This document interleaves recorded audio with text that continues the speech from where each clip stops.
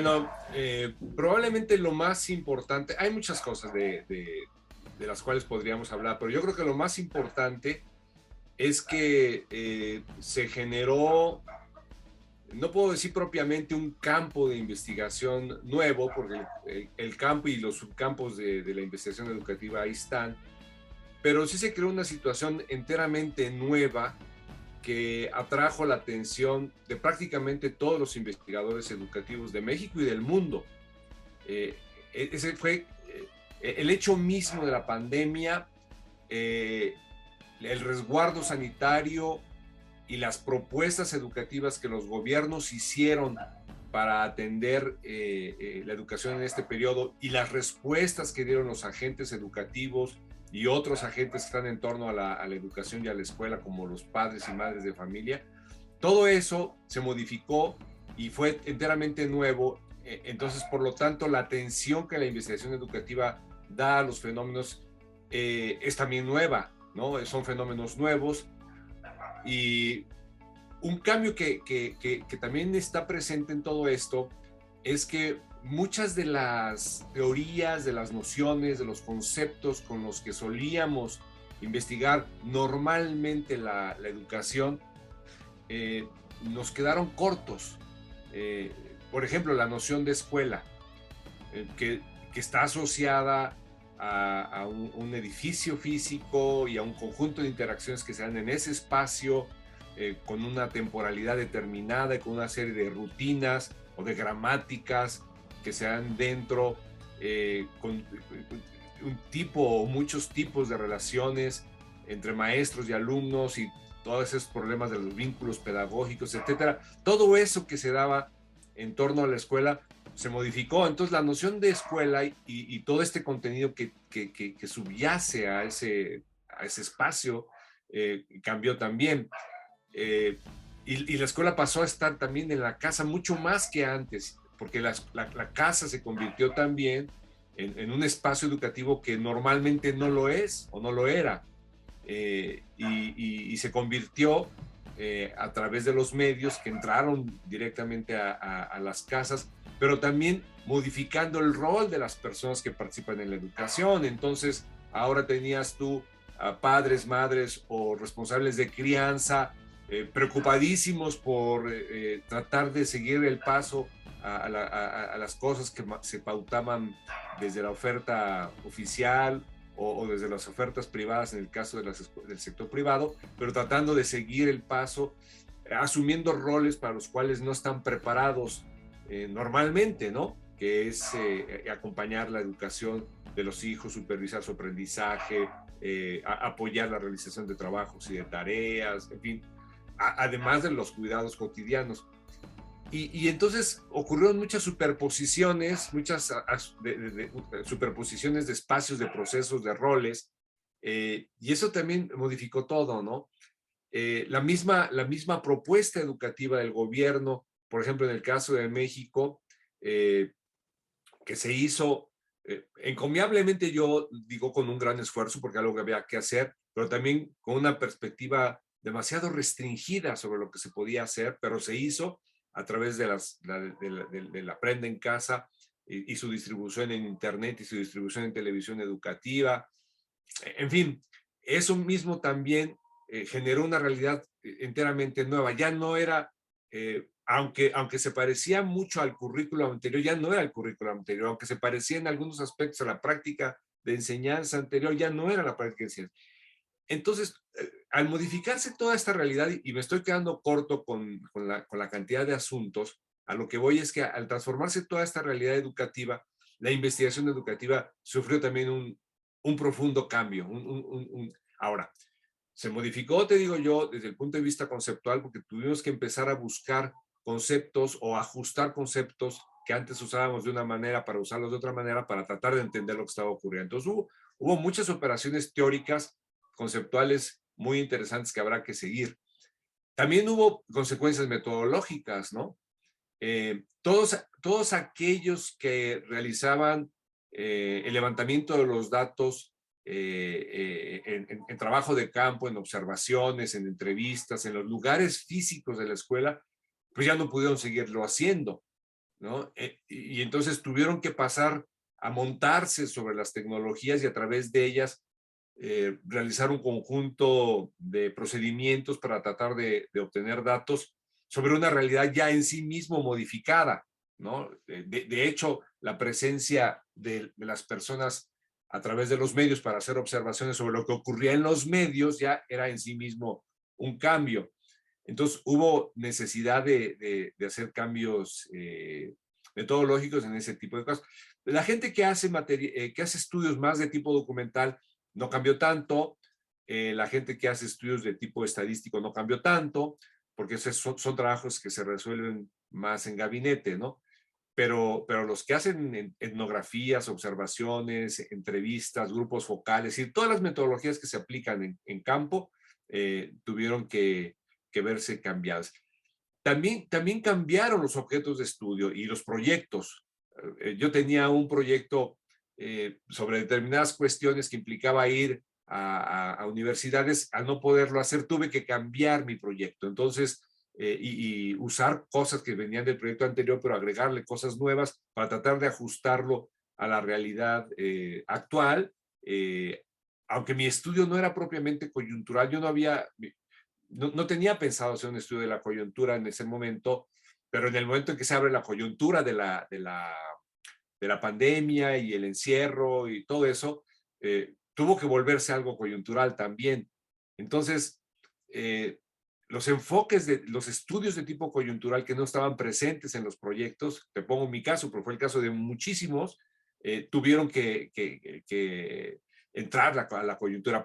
De hecho, por ejemplo, el Congreso, el 16º Congreso Nacional de Investigación Educativa, que se abrió como siempre se abre en torno a 18 grandes áreas temáticas, etcétera, se abrió con la convocatoria de que la gente hablara sobre el COVID, la COVID-19 y los efectos que tenía en la educación en las distintas áreas temáticas que la gente cultiva. No importaba exactamente qué, lo importante era hablar de eso. Entonces también desde el COMIE se impulsó a hablar de la coyuntura porque además era inevitable. Entonces, sí hubo muchos cambios de este tipo. Las tesis de los alumnos también tuvieron que seguir este tipo de cambios que te comento. En algunos casos tuvieron que posponerse o suspenderse, aunque fuera temporalmente, mientras las cosas se veían mejor, más claras sobre lo que estaba ocurriendo, impactó. Otro tipo de fenómenos que ocurrieron, claro, todo esto que te digo merecería un análisis como más específico para ver exactamente qué ocurrió y qué diferencias hubo en las instituciones. Yo te hablo mucho de lo que he visto en general, pero no te podría decir que a todos le pasó lo mismo, ¿no? O que en todos lugares fue igual, probablemente en algunos lugares unas cosas más que en otras, etcétera, ¿no?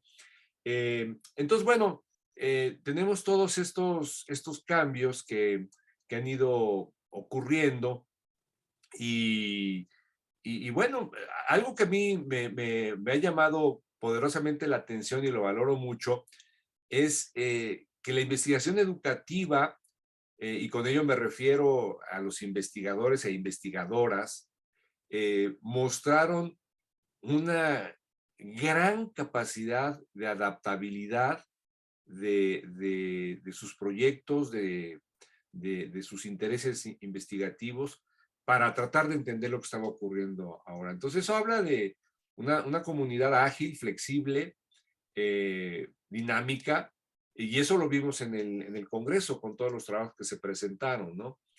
En fin, ha cambiado mucho la investigación educativa. Eh, no sé muy bien qué vaya a ocurrir en el futuro en términos como del impacto duradero que estos cambios en la investigación se queden. No lo podemos saber muy bien, pero sí me queda claro que ya la investigación educativa en el futuro, cuando tengamos actividades presenciales de manera más regular, ya no será la misma, ¿no? En fin, ha sido muy interesante lo que ha ocurrido. Y si te vas al campo de la producción también, se han producido una cantidad enorme de textos, enorme, que es una forma también de ver la investigación educativa, que produce, ¿no? En las revistas, en los libros, en los foros de discusión, en los seminarios, y te estoy hablando nacional como internacionalmente. Es decir, diario, todavía, diario ahora, tú abres el Internet y la oferta que hay de discusiones, de presentaciones de diverso tipo, de presentaciones de libros, de cursos, etcétera, en torno al tema de la COVID y la educación, es enorme, ¿no? Eh, a, a lo mejor ahora lo vemos un poco más en el sentido de que ahora estamos más expuestos a tener todo a través del Internet y de nuestras pantallas, y entonces a lo mejor eso nos da la impresión de que hay más, pero no, definitivamente hay más. Claro, en épocas presenciales a lo mejor no nos enteramos de todo lo que había. Podía haber cosas en la normal, en tal universidad, y ni nos enterábamos, ¿no? Pero entonces, porque siempre ha habido cosas. Pero yo tengo la impresión de que ahora esto ha sido una explosión, ¿no? Faltará valorar qué tanto se dio, faltará valorar la calidad de esos trabajos, faltará ver qué asuntos quedaron pendientes de ser investigados. En fin, hay todavía mucho trabajo por realizar, ¿no? Pero definitivamente, tal como lo percibo yo, ha habido cambios de gran interés que valdría la pena registrarlos, ¿no? Y qué bueno que está haciendo estas entrevistas, porque de alguna manera eso ayuda a ir registrándolo. Y justamente, ¿cómo desde tu perspectiva ha abonado la investigación educativa estas propuestas, este conocimiento generado, a pues tratar de resarcir un poquito estas brechas de aprendizaje que de repente se dieron con la pandemia, o también pues para mejorar, digamos, por ejemplo, en educación básica o en media superior, pues las prácticas que se hacen desde las aulas físicas o virtuales, ahora en el caso de lo híbrido, y que pues tratarían de pues resarcir esta pérdida de conocimientos que se tuvieron durante la pandemia? Bueno, mira, en general la investigación educativa, tú lo sabes muy bien porque lo has estado preguntando, no ahora, sino de hace tiempo ya. En general, la investigación educativa tiene siempre el interés de generar conocimiento, por un lado, por el valor que en sí mismo tiene el conocimiento, pero también por las potenciales aplicaciones a la realidad y la solución de los problemas prácticos que se viven en la educación. O sea, los investigadores estamos interesados en que este conocimiento pueda ser puesto al servicio de resolver problemas, de presentar iniciativas, propuestas que puedan mejorar las cosas, ¿no? Eso, digamos, es como un aliento en general que tiene la investigación educativa y ese no se ha perdido. El problema es que la relación que los investigadores e investigadoras tenemos con quienes toman decisiones en distintos niveles, desde el plano federal, pasando por el estatal, municipal, institucional, incluso salón, aulas, es muy diverso y depende de muchas circunstancias y de coyunturas, fundamentalmente de tipo político. La variable política en este país, cuando hablamos de las relaciones que existen entre las decisiones y la investigación educativa, es muy poderosa. No somos un país que tengamos institucionalizado la práctica de la investigación educativa y de la generación de datos como un requisito, digamos, mandatorio, obligatorio para la toma de decisiones, como otros países, en Europa, por ejemplo, ¿no? Algo se intentó con el INEE, pero desapareció y entonces el esfuerzo que hubo, no solamente para diagnosticar el sistema, para evaluarlo y para generar recomendaciones de políticas, todo eso se perdió porque Mejor Edu, que hace un esfuerzo también interesante, no tiene las atribuciones que tenía el antiguo INEE y por lo tanto su capacidad de incidencia es absolutamente menor, ¿no? Desafortunadamente, intrascendente. Hay una gran separación entre el mundo de la toma de decisiones y el mundo de la producción de conocimientos y de producción de datos, tanto académicos o, como en el caso de Mejor Edu, más de tipo técnico, ¿no? Pero que a final de cuentas también tienen un sustento académico.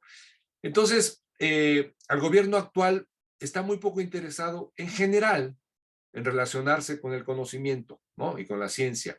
Y eso explica, al menos en parte, ese desdén, ese golpeteo, ese castigo que se puede ejercer contra algunos sectores de la investigación científica o de la educación, ¿no? Y también se ve en esa poca prioridad que se le da a los presupuestos educativos. Entonces, no, si el mismo gobierno no tiene un interés explícito, directo, para considerar a la investigación educativa no como un actor más, sino como un actor importante, relevante, que informe decisiones de política pública, pues entonces es muy difícil que la investigación pueda entrar. En algunos espacios más reducidos puede entrar cuando los investigadores locales, por ejemplo, tienen buena relación con las escuelas, con un director, con un supervisor de zona, y se pueden generar pequeños espacios de práctica educativa, de soluciones, de pequeños diagnósticos que ayuden, ¿no? a la educación en esos contextos, ¿no? Y son muy valiosos porque de ahí se genera mucha innovación práctica, muchas experiencias nuevas, mucha experimentación, en fin, pero son cosas pequeñas, localizadas, que no se generalizan, ¿no? Entonces, ahí tenemos un problema todavía, que es un problema histórico. Cuando los gobiernos y los liderazgos en el gobierno tienen interés en la investigación educativa está presente. Y de muy diversas maneras, ¿no? Participando directamente en los equipos del gobierno o haciendo labores de consultoría o proyectos específicos o haciendo la crítica a través del periodismo y la opinión, en fin, de muy diversas maneras, pero está muy presente y se observa. Aquí en México tuvimos algunos episodios así importantes. Hemos tenido en donde los gobiernos y los líderes educativos de los gobiernos están muy interesados en esto, entonces por lo tanto la investigación educativa, pero actualmente no. Entonces, es una pena porque incluso esfuerzos que se hacen de gran relevancia, por ejemplo, es uno entre otros, pero es de gran importancia, todo el esfuerzo que ha liderado Fernando Reimers, que a partir de que se decretó la pandemia, concentró una gran energía a impulsar proyectos para saber qué es lo que estaba ocurriendo en muchas partes del mundo, especialmente en América Latina, pero no solo en América Latina, y ya ha publicado ya varios libros en este par de años, con ideas muy interesantes, sencillas si tú quieres, que apelan a un conocimiento pedagógico que ya tiene muchos años, pero de gran relevancia, que no se han aplicado en su momento y que tampoco se están aplicando ahora y que deberían ser considerados. Toda esta idea, por ejemplo, independientemente de la discusión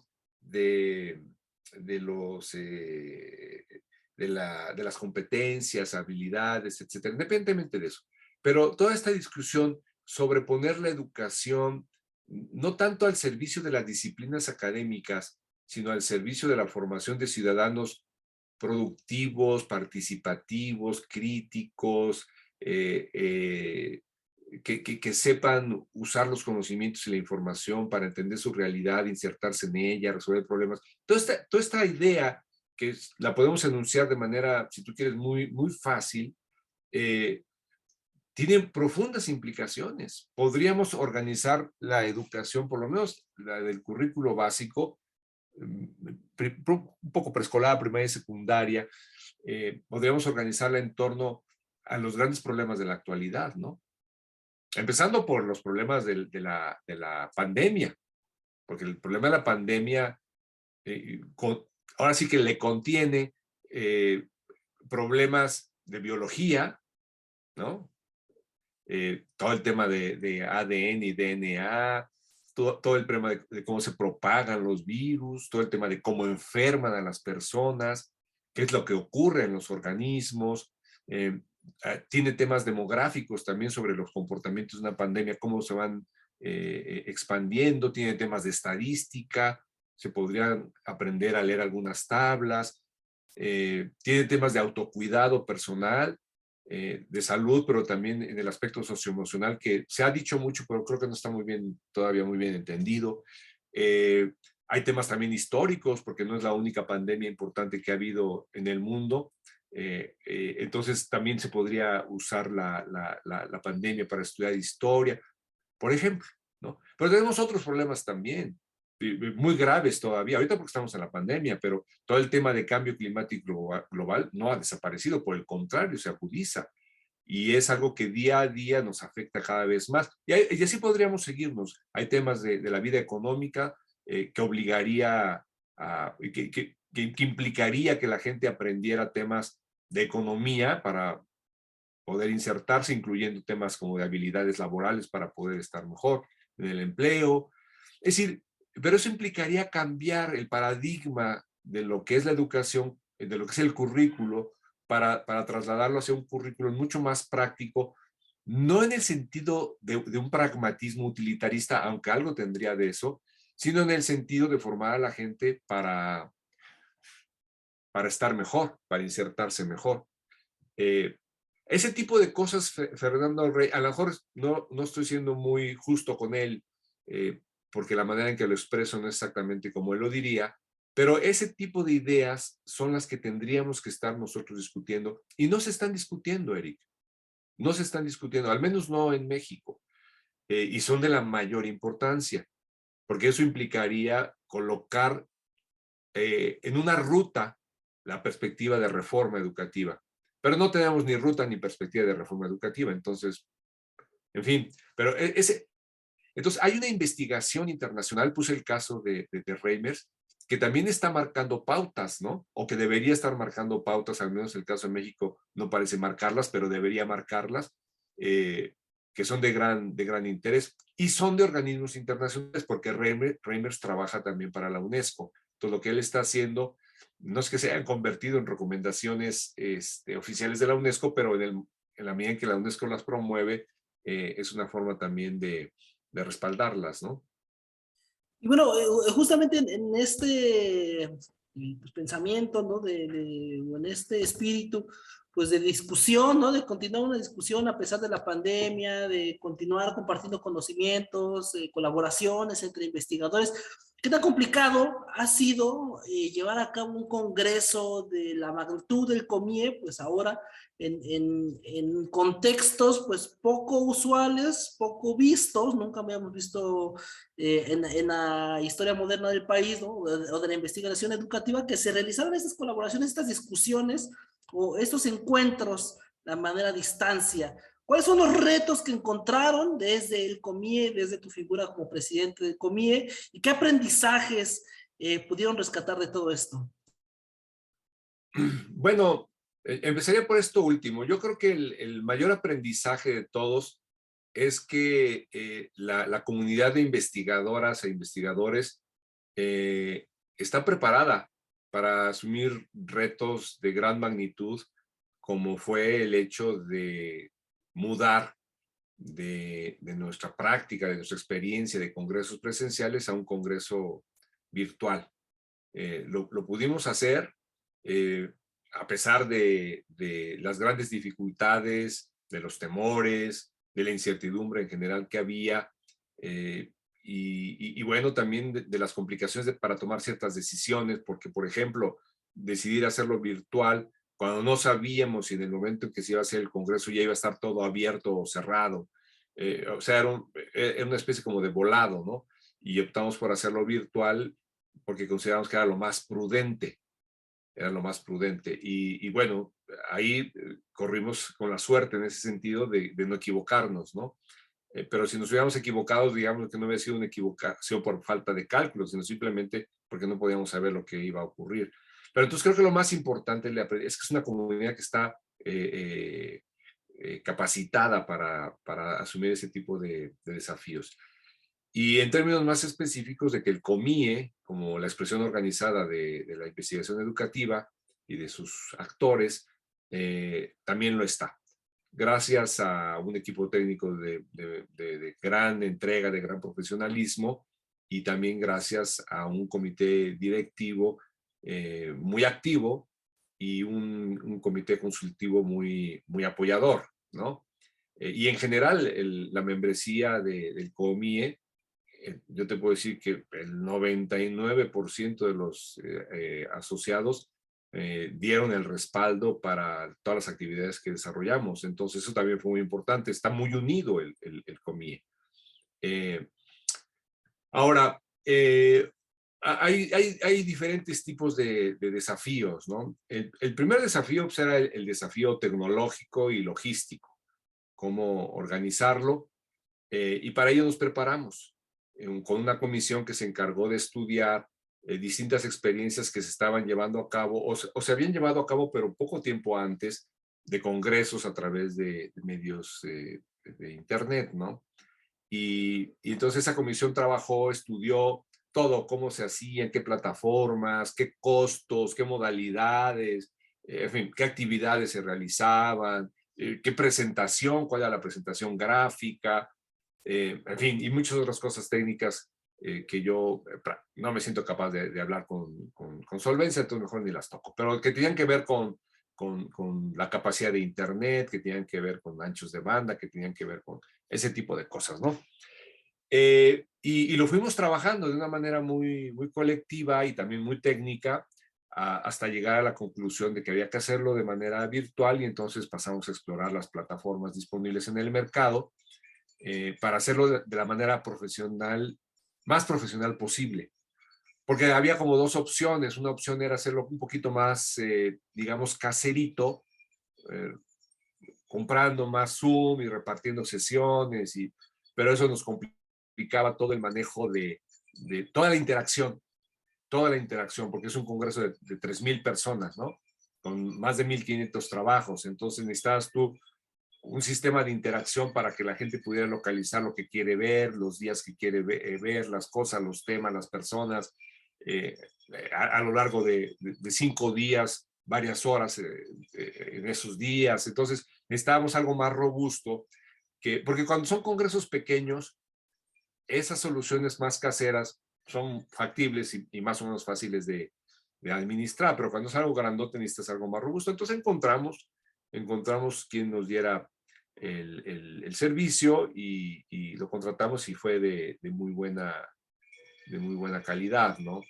Eh, otro elemento que yo creo que vale la pena subrayarlo mucho, Eric, es que tuvimos un apoyo y un compromiso del Comité Local de Puebla realmente extraordinario. Siempre hemos tenido muy buen apoyo de los comités locales y eso, bueno, yo jamás voy a regatear mi reconocimiento y mi agradecimiento a eso, pero en este caso también ellos estaban corriendo riesgos por la incertidumbre. Para empezar, eran un comité local de un congreso que no iba a ser local, no iba a tener un asiento local en el sentido espacial, presencial del término.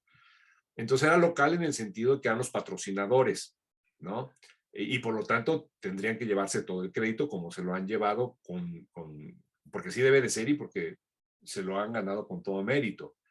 Y fue un comité local muy bueno. Entre otras cosas, fíjate, un poco esto tiene que ver con lo que comentábamos hace rato, porque el secretario de Educación de Puebla, el doctor Melitón Lozano, es un investigador educativo, tiene un doctorado en educación en el programa de doctorado interinstitucional que tienen o tenían la Ibero con el ITESO. Era del propio sistema jesuita, pero sacó en su doctorado y entonces es una persona que conoce mucho de educación, no se diga de política, porque pues, es un político, y está convencido de la relevancia que tiene la investigación educativa.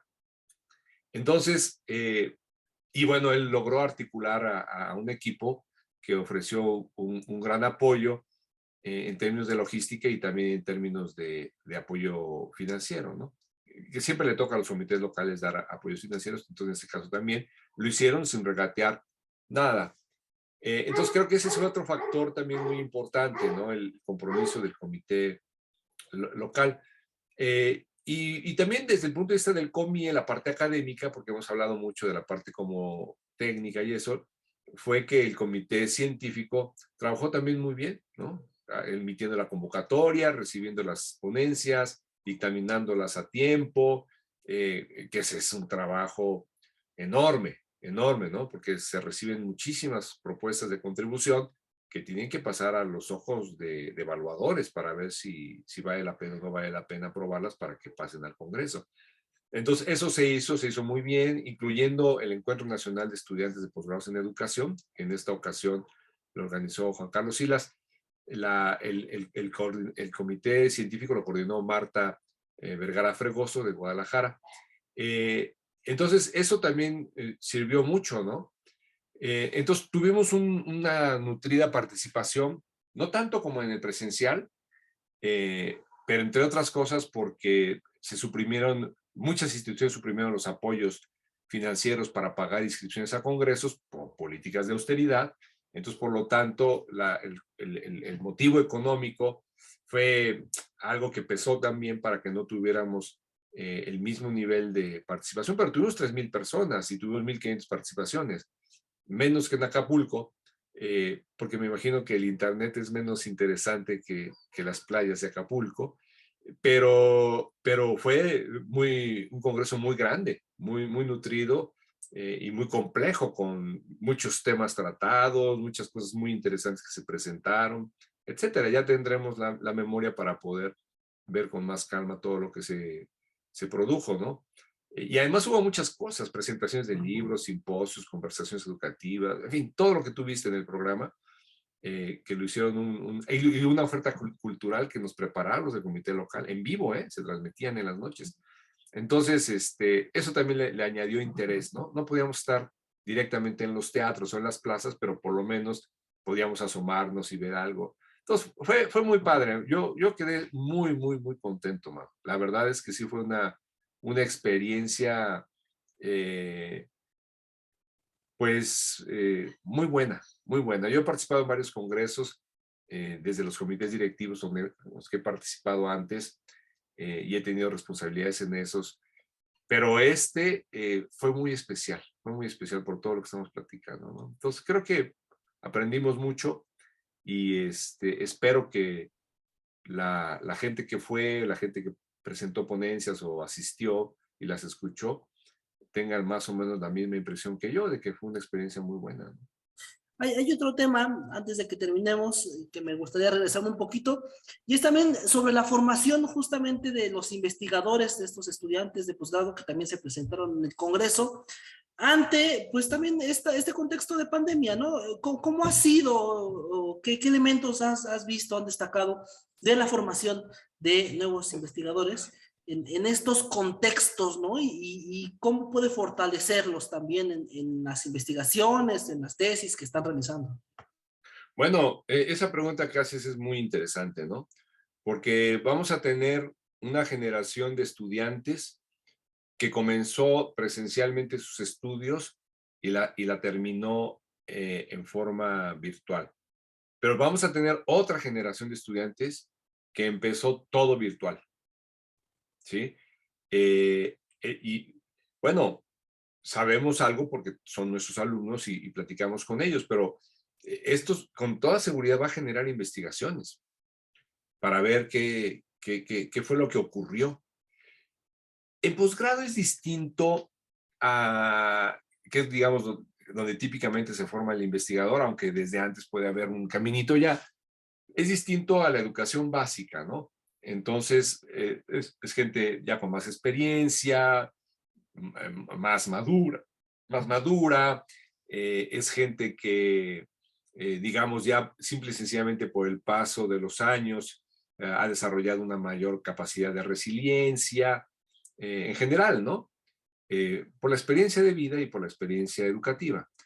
Entonces, digamos que su proceso de adaptación puede ser mucho más fácil o mayor que los más pequeños, ¿no? Que además requieren del contacto físico mucho más. Los adolescentes, por ejemplo, los niños más pequeños, ¿no? Por todos los procesos de socialización y de sociabilidad que se requieren como parte de un proceso de vida, ¿no? De desarrollo emocional y cognitivo. En fin, entonces es distinto con los más adultos, ¿no? Pero sí vamos a tener generaciones ya marcadas por todo esto. No sabemos en términos de aprendizajes sí hubo el mismo nivel de afectación que hubo con los chicos de la primaria, secundaria y preparatoria, e incluso de la universidad.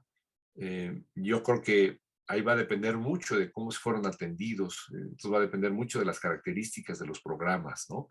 Y de las relaciones que los profesores tenían con ellos o tienen con ellos. En fin, es materia de analizar. Ahora, yo he visto que sí, efectivamente, se afectaron, ¿no? O sea, porque aunque sean personas ya de más edad, incluso algunos con familias, etcétera, la necesidad de estar presente con sus compañeros, compañeras y con profesoras o profesores es fuerte también, ¿no? Se produce un agotamiento físico e intelectual, mental, en estar tanto tiempo pegado a un monitor, ¿no?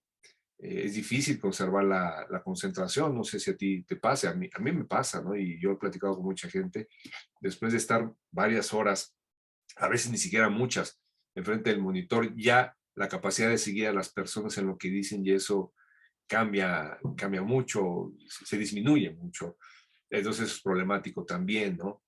Pero por otro lado, también tuvo aspectos positivos, ¿no? Por ejemplo, las personas que viven en otros estados pues tuvieron que quedarse en sus ciudades de origen y desde allá participar. Entonces, no tuvieron que trasladarse, no tuvieron que erogar gastos de renta y alimentación en un lugar distinto al suyo. Eh, y tuvieron también mayor disponibilidad ellos y de la gente con la que les rodea. Entonces eso también tiene aspectos positivos, ¿no? Eh, en fin, eh, hay que verlo, hay que verlo. Yo creo que en definitiva depende mucho del tipo de programa educativo, eh, de, del tipo de profesores o profesoras que tuvieron, qué relaciones se dieron ahí, y por supuesto también del tipo de estudiantes, ¿no? Vamos a ver. Ahora, todos ellos, de todas maneras, por lo menos en la experiencia que yo tengo, todos ellos eh, con la mejor disposición, man. O sea, de veras, la entrega que yo observé de los estudiantes fue increíble.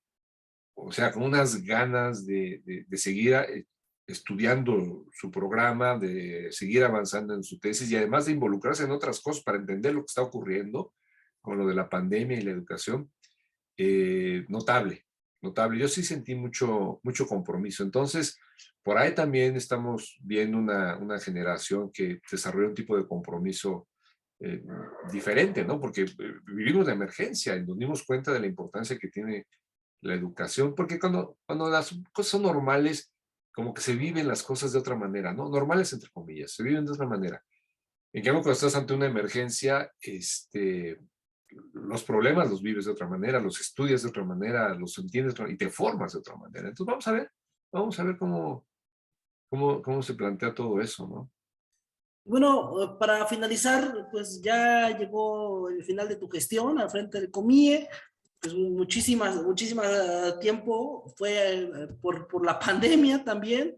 Y bueno, ¿qué pudieras hacer, qué pudieras rescatar de estos 2 años al frente de esta importante organización? ¿Y qué ves para el futuro, ¿no? ¿Qué esperarías para los siguientes años para el COMIE, para el COMIE, sí, para el Consejo Mexicano de Investigación Educativa? Mira, tal vez para mí, en lo profesional y en lo personal, lo que más rescato es el conocimiento y el entendimiento que tuve de mi comunidad de investigadores, ya no exclusivamente en mi tema, sino ahora me estoy refiriendo al conjunto de investigadoras e investigadores, un conocimiento que no lo tenía, ¿no? Ahora pude conocer a muchas más personas, muchos más grupos, y en la medida que los conocí a ellos en lo personal y en lo profesional, pude valorar mucho mejor y mucho más su trabajo y su actividad. Cosas que cuando estás metido en tus temas y eso, no ves, ¿no? No ves, no está en tu radar, en tu radio de comprensión o de acción. Y eso es invaluable, ¿no? Para mí como persona y como profesionista de la investigación educativa. La otra es algo que ya comenté, nada más lo subrayo, constatar el gran compromiso y profesionalismo que tiene esta comunidad. con sus propios temas y con los temas de la circunstancia, ¿no? Por la coyuntura, por la emergencia sanitaria, ¿no? Y eso también es muy satisfactorio. Especialmente si tomas en cuenta, esto es algo de siempre, pero ahora se mostró también que todo el trabajo que realizamos en el COMIE es enteramente voluntario. Entonces, el trabajo que realiza la gente organizando actividades, ahora que estamos haciendo los estados del conocimiento, por ejemplo, son grupos muy grandes de colegas que están trabajando en eso. El comité científico que se organizó, que también es un grupo muy grande de colegas, los que nos ayudaron organizando foros, aunque no fueran de ningún órgano del comité, en fin, mucha gente, llegamos a hacer algunos foros en donde calculamos que más de 100 personas estuvieron participando. Estamos hablando de una sexta parte activa, participando en cosas, y seguramente mucho más. Entonces, eso es muy satisfactorio, mano, ¿no? Ver que tienes una comunidad de investigadoras, investigadores muy activa y comprometida, ¿no? Eso es lo principal. Para mí. Y bueno, lo otro, pues, son los logros que hemos tenido, el Congreso en sí mismo, el inicio de los trabajos para la elaboración de los estados del conocimiento que se hace cada 10 años, ya está instalado, la coordinación, están trabajando los equipos, bueno, la revista que pasó a tener a ser del cuartil 2 en los índices. Entonces, es un logro, no es un logro que quede claro mío, ¿no? O sea, es un logro del COMIE, pero a mí me tocó presenciarlo y coordinar trabajos en ese sentido. Realizamos 21 foros de debate a lo largo de estos casi ya 2 años, sobre todo el año pasado. Este año fue más de congreso, entonces no teníamos mucho tiempo, pero hicimos muchos foros de muchos temas. Ahí están en el canal de YouTube del día. Reactivamos algunas secciones de nuestro sitio web para animar las publicaciones más como de opinión, ¿no? Cosas cortas o de pequeños ensayos. Ahora, hacia el futuro hubo algunas actividades que tuvieron que suspenderse. Mira, por ejemplo, bueno, hubo otras cosas importantes que continuamos con nuestro trabajo pequeñito, pero importante, de formación de investigadores o de apoyo a la formación de investigadores a través de nuestra escuela de la investigación, que coordina Gaby de la Cruz. Tuvimos algunas cosas que nos hacen falta. Por ejemplo, todo el trabajo de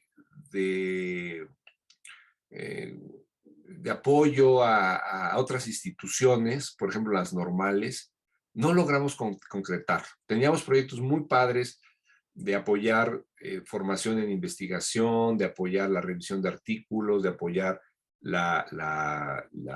el lanzamiento de publicaciones, en fin, varias cositas así, apoyando. Ves que ahora las normales han estado ya como insistiendo mucho que los profesores entren a la investigación. Ahí se quedaron en veremos varios proyectos muy interesantes, ¿no? Otro proyecto que quedó a ser desarrollado, y ese sí lamento porque yo tengo mucho interés en eso, es que el COMIE comience a tener vida en el nivel estatal o regional, ¿no? Que no sea solamente lo que el COMIE en la Ciudad de México anima a hacer, sino que se desarrolle también, porque ya tenemos prácticamente en todos los estados, faltan 2, pero en todos lados hay investigadores del COMIE. Entonces empezar con seminarios, foros o incluso pequeños congresos si es posible, una pequeña publicación, proyectos, convenios interinstitucionales, en fin, empezar a dar vida descentralizada al COMIE me parece que es fundamental. No lo hemos logrado como yo quisiera, ¿no? Y como muchos otros quisiéramos. Tampoco eso es una gran novedad, porque es una idea que ya tiene mucho tiempo tratando de ponerse en práctica. Entonces, creo que hacia allá tendremos que seguir caminando, ¿no? Y fortalecer lo que ya tenemos. Así es. Buenísimo, pues muchísimas gracias. Bueno, pues creo que me extendí mucho, pero ahí tú le pasas tijeras. Sí, dejo de grabar, espera.